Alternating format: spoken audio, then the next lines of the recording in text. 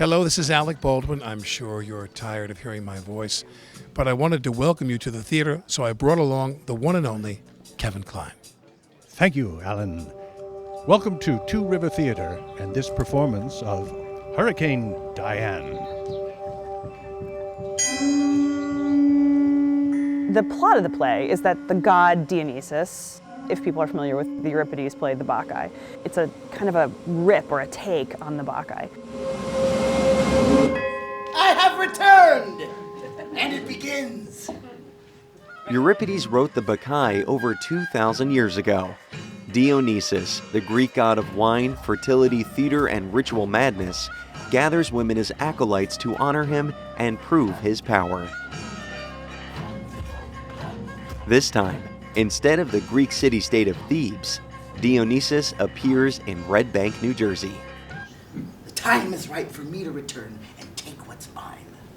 So the god Dionysus, in my version, has been living incognito in Burlington, Vermont for several thousands of years. Is sort of in semi-retirement, most recently in the form of a lesbian separatist landscape gardener. But when she wants to come back and restart her cult, she chooses New Jersey as a place to go because the arrangement of the cul-de-sacs in these particular suburban areas is really handy to get things started. Some people place bets with real money on imaginary sports teams, and some people clip pictures out of garden magazines.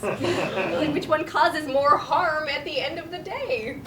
This is just to give you a sense of what I'm looking for. 10 quick fixes for tricky front porches. Oh, you know HGTV, they love a cute list.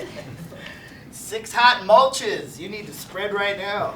Oh, I only clipped that for this picture. I didn't even read the article. What magazine did you say this was from? The character is written as a lesbian, in other words, a woman, but also a butch lesbian, so a woman who presents in a masculine way.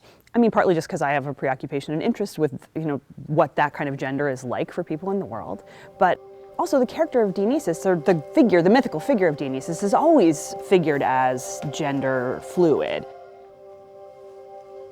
Usually an effeminate boy or an effeminate young man. And so I was like, that would be fun to flip that over. So instead of an effeminate, powerful man, what about a masculine, powerful woman? Why not? Lawn, curb, roadway, curb, parking lot, medium strip, Panera, curb.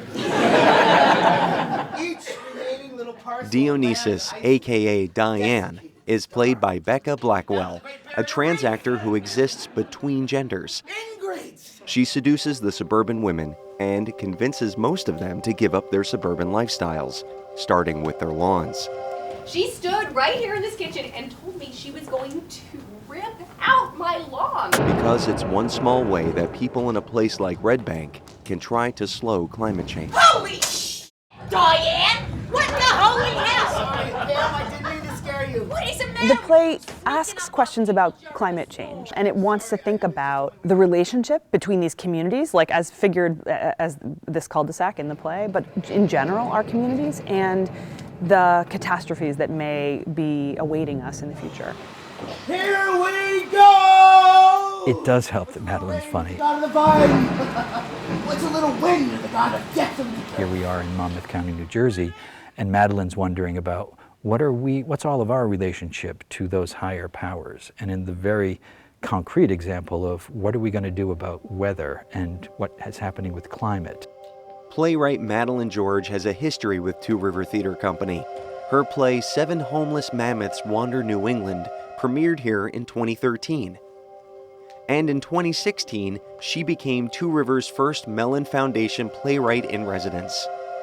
And the main of what her work is to write plays, and to write plays for this theater, and just to write plays for the American theater. And here is her home from which she will do it. What's my name again? Bacchus! I'm sorry, what? Romeus! I can't hear you! Diane! Diane! Diane! Diane! May your name be ever on our lips and tongue, Diane. The New Jersey State Council on the Arts, encouraging excellence and public engagement in the arts since 1966, is proud to co-produce State of the Arts with Stockton University, New Jersey's distinctive public university.